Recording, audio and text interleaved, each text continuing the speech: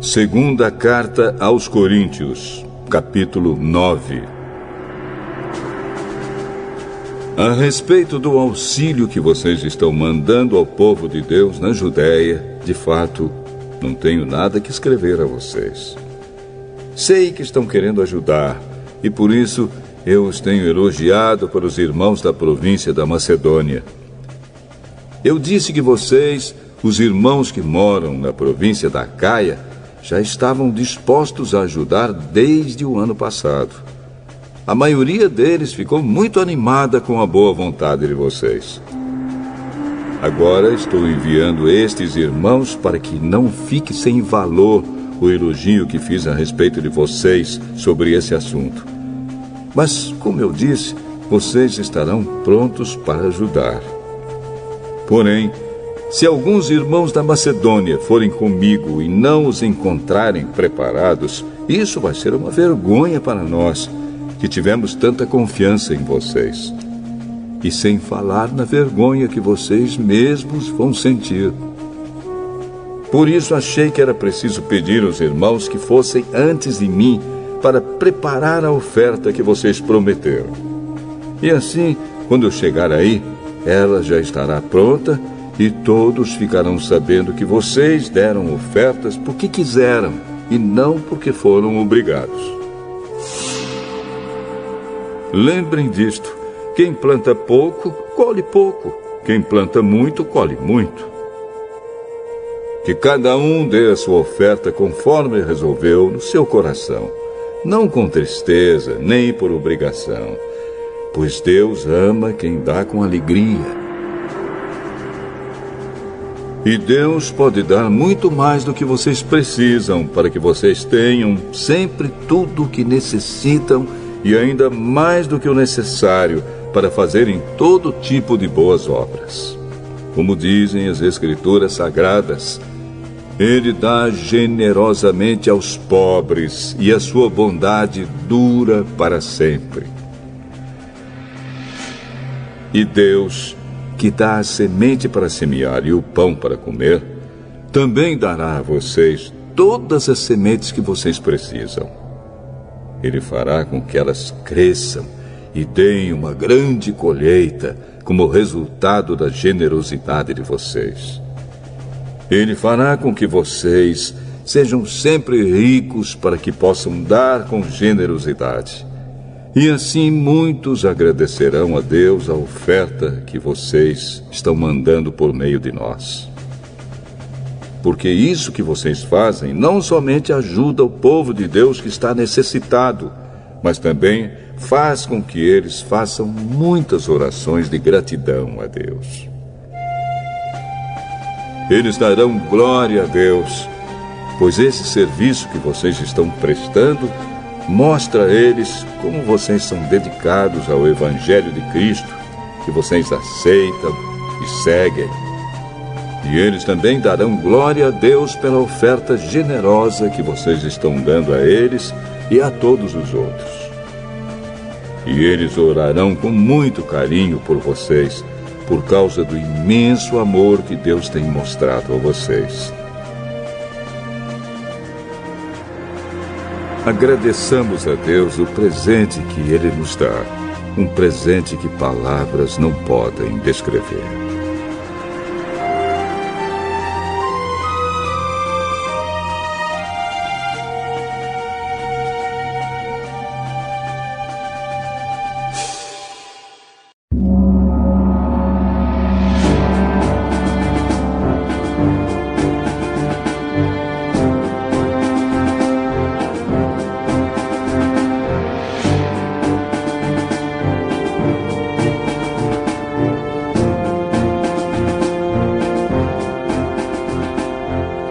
Segundo livro dos Reis, capítulo 22.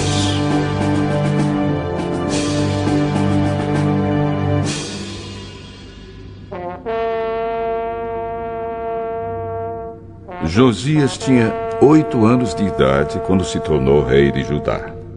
Ele governou 31 anos em Jerusalém. A mãe dele se chamava Gedida e era filha de Adaías, da cidade de Boscate. Josias fez o que agrada a Deus, o Senhor. Ele seguiu o exemplo do seu antepassado, o rei Davi, e não se desviou nem para um lado nem para o outro. No ano 18 do seu reinado, Josias mandou que Safã, o escrivão, filho de Azalias e neto de Mesulã, fosse ao templo.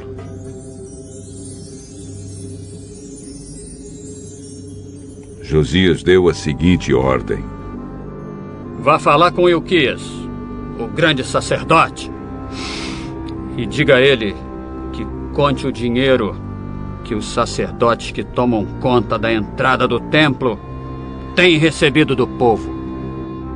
Ele que entregue esse dinheiro aos homens que estão encarregados dos consertos do templo.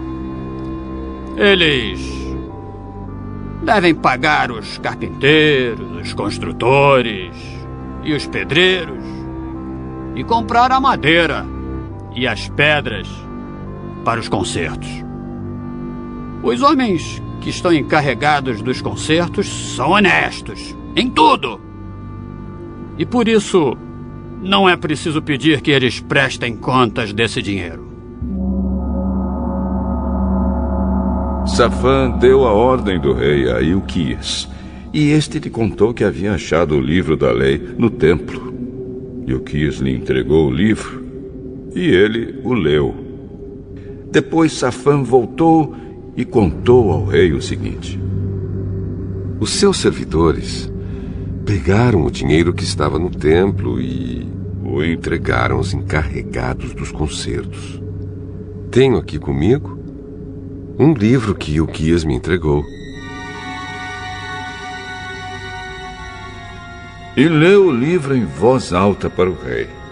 Quando ouviu o que o livro da lei dizia, o rei rasgou as suas roupas em sinal de tristeza. Então deu a Ilquias, o sacerdote, e a Aicã, filho de Safã, e a Acbor, filho de Micaías, e a Safã, o escrivão, e a Aías, o servidor do rei, a seguinte ordem: vão consultar a Deus, o Senhor, por mim e por todo o povo de Judá, a respeito dos ensinamentos deste livro. Deus está irado conosco, porque os nossos antepassados não fizeram o que este livro manda. Ilquias, Aicã, Abdom, Safã e Asaías foram falar com uma profetisa chamada Hulda, que morava no bairro Novo de Jerusalém. O marido dela, que se chamava Salum, filho de Tikva e neto de Arás, era o encarregado da rouparia do templo. Eles contaram a Hulda o que havia acontecido, e ela lhes disse que voltassem e dessem ao rei a seguinte mensagem: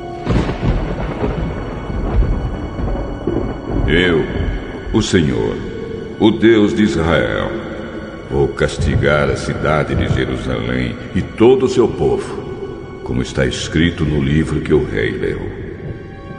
Eles me abandonaram e têm oferecido sacrifícios a outros deuses, e assim me fizeram ficar irado por causa de todas as coisas que tenho feito. A minha ira se acendeu contra Jerusalém e não vai se apagar. Eu, o Senhor, o Deus de Israel, digo isto a respeito do rei.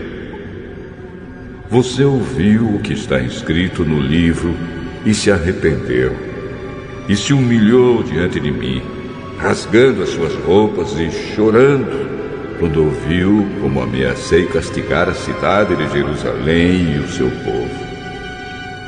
Eu vou fazer com que Jerusalém vire um lugar horrível de se ver, e o nome desta cidade será usado para rogar pragas. Mas eu ouvi a sua oração, e por isso, só depois da sua morte é que vou castigar Jerusalém. Vou deixar que você morra em paz.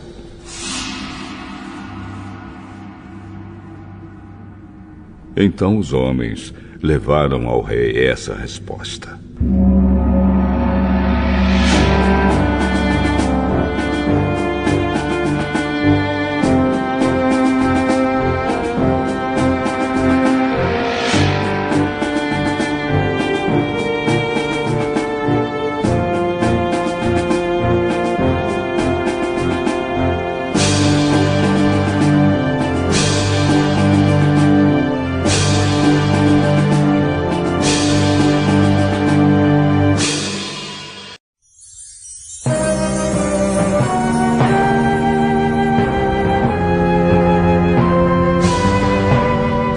O segundo livro dos Reis, capítulo 23.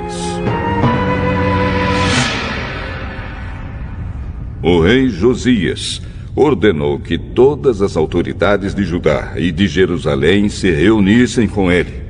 E eles foram todos juntos até o templo, acompanhados pelos sacerdotes, pelos profetas e por todo o resto do povo, tanto os mais importantes como os mais humildes. Então o rei leu diante deles todo o livro da aliança que havia sido achado no templo. Ele ficou perto da coluna real, em pé, e fez com Deus, o Senhor, uma aliança pela qual eles lhe obedeceriam e guardariam as suas leis e mandamentos com todo o coração e com toda a alma. E também cumpririam tudo o que a aliança mandava fazer, como estava escrito no livro. E todo o povo prometeu cumprir a aliança. Então Josias ordenou a Ilquias, um grande sacerdote, aos sacerdotes ajudantes e aos guardas que estavam de serviço na entrada do templo, que tirassem para fora do templo todos os objetos usados na adoração do deus Baal, do poste ídolo e das estrelas. O rei queimou todos esses objetos fora da cidade, perto do vale do Cedron, e mandou que levassem as cinzas para Betel. Retirou do serviço os sacerdotes pagãos que os reis de Judá haviam nomeado para oferecer sacrifícios sobre os altares dedicados aos ídolos, nas cidades de Judá e nos lugares de perto de Jerusalém. Também retirou todos os sacerdotes que ofereciam sacrifícios ao deus Baal, ao sol, à lua, aos planetas e às estrelas. Ele retirou do templo o poste ídolo e o levou para fora da cidade, para o vale do Cedron. Ali ele o queimou e fez virar cinza, que espalhou no cemitério público. Ele destruiu os quartos do templo onde ficavam os prostitutos. Era nesse lugar que as mulheres teciam as roupas usadas na adoração do poste ídolo. O rei Josias levou para Jerusalém os sacerdotes que estavam nas cidades de Judá e por todo o país, desde Geba até Berseba. Ele profanou os altares onde esses sacerdotes haviam oferecido sacrifícios. O rei também derrubou os altares dedicados aos demônios do deserto. Esses altares ficavam perto do portão construído por Josué, o governador da cidade. O portão ficava à esquerda de quem entrava na cidade.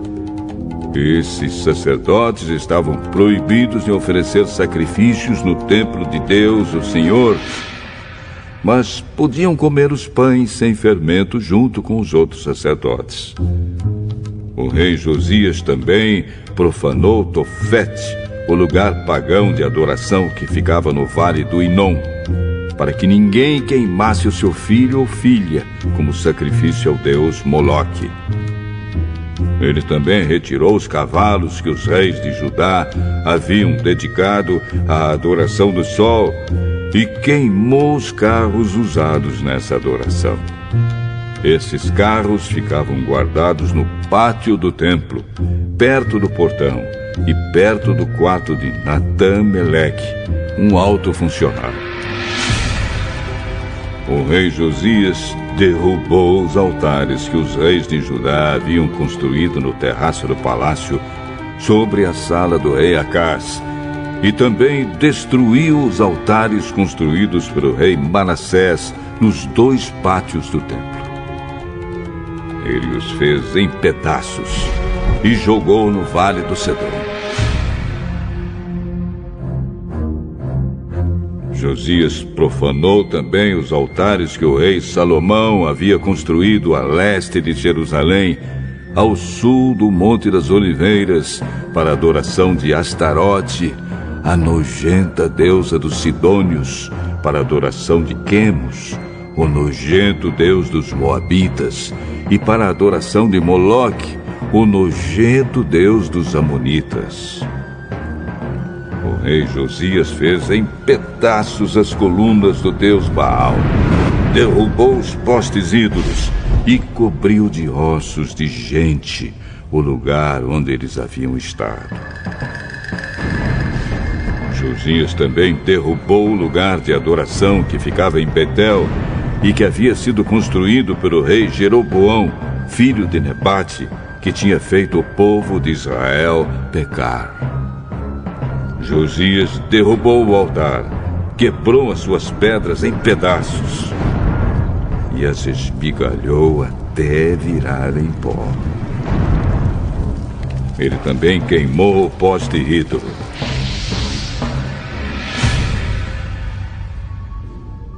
Então Josias olhou em redor e viu algumas sepulturas ali no morro.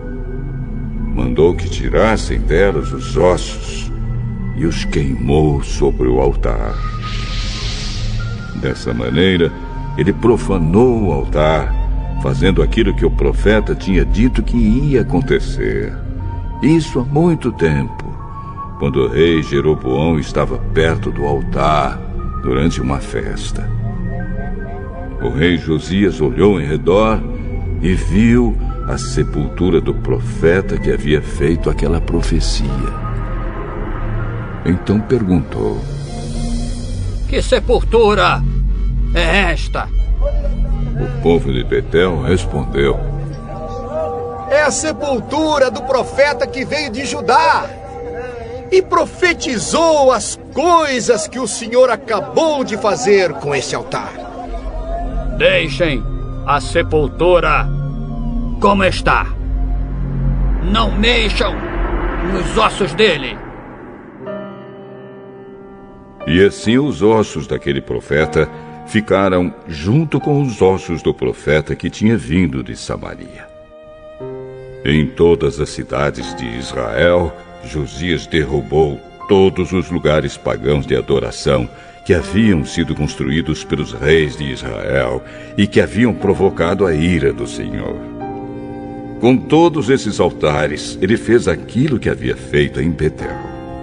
E também matou todos os sacerdotes pagãos sobre os altares onde eles haviam oferecido sacrifícios. E queimou ossos de gente em todos os altares. Depois voltou para Jerusalém.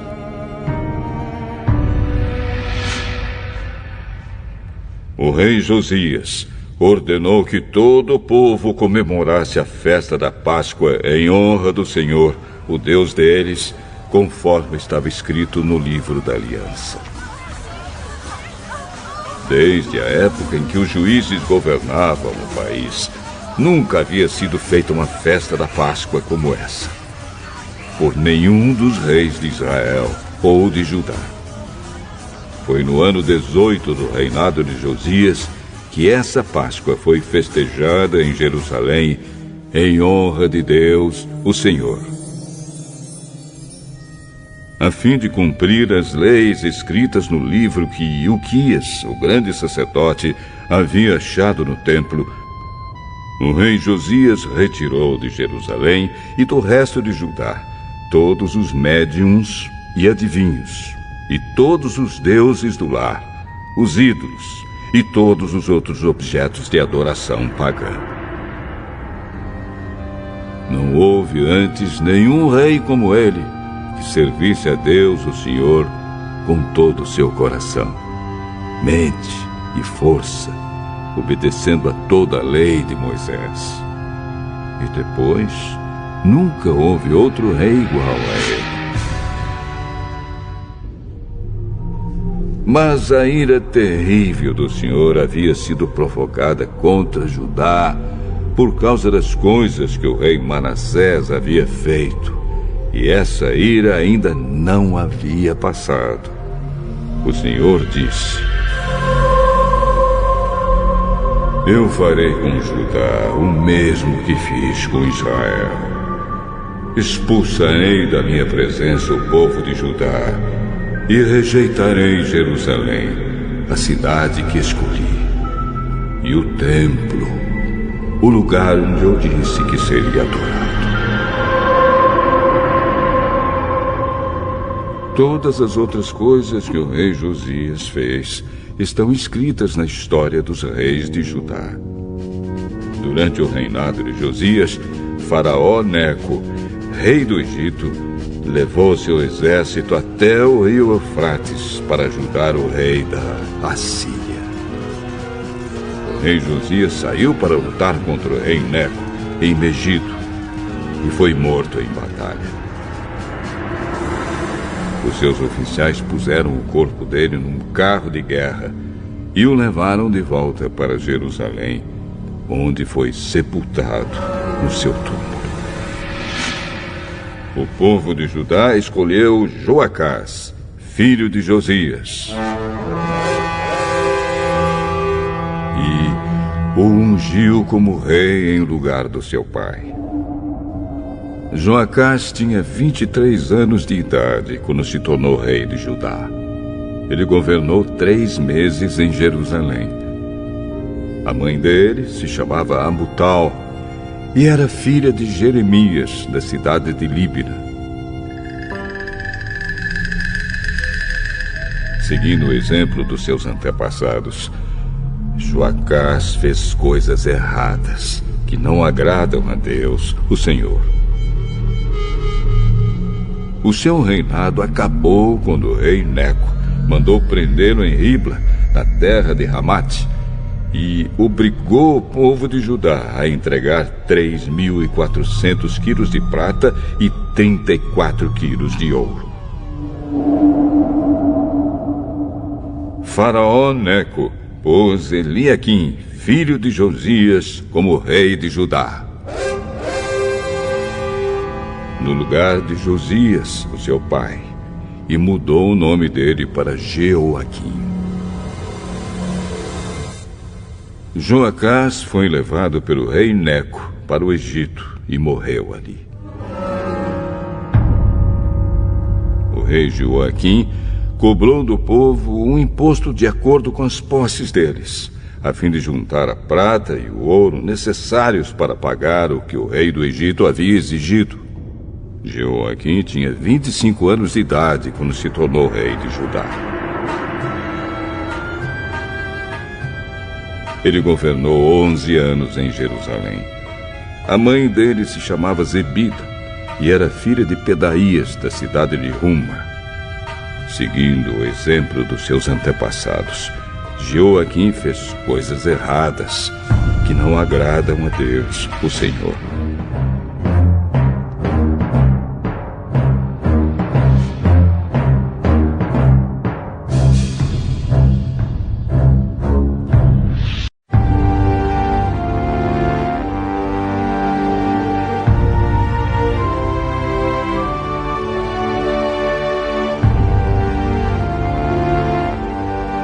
Naum,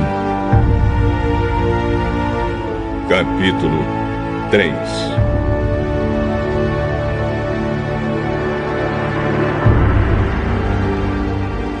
Ai de Nínive, cidade cruel, cheia de mentiras e de violência, onde não faltam crimes.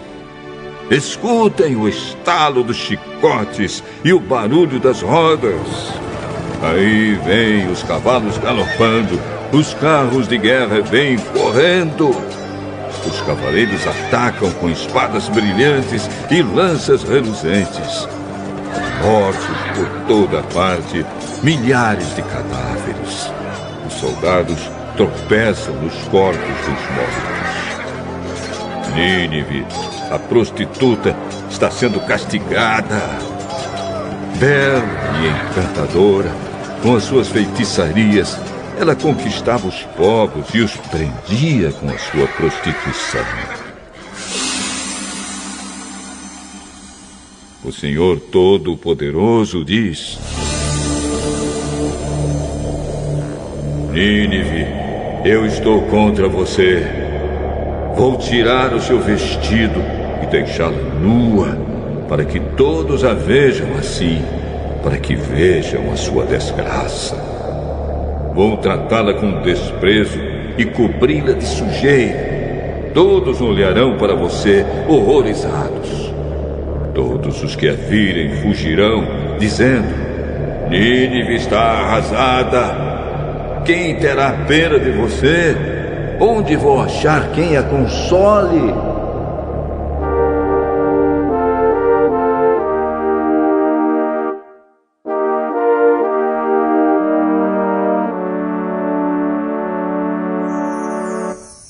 Nínive, será que você é melhor do que Tebas, a capital do Egito?